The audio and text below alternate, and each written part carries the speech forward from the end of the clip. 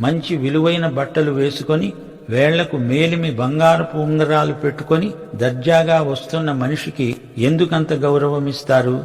వేషానికి ఘనత చూపుతారెందుకని? అతనికి అగ్రపీఠమా? బీద వ్యక్తిని ఎక్కడో ఒక మూలన నిలవబెడతారా? కూచోటానికి సరైన కుర్చీ కూడా చూపించరే.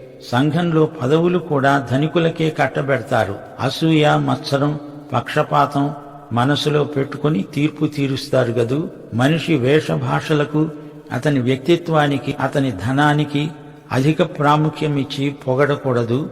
దేవుని సంఘం దేవుని రాజ్యానికి ప్రతినిధిగా వ్యవహరించాలి. విశ్వాసం విషయంలో మొహమాటం ఉండకూడదు. నా ప్రియ సహోదరులారా, నా మాట వినండి. దేవుని ఏర్పాటు విధానం గుర్తించండి.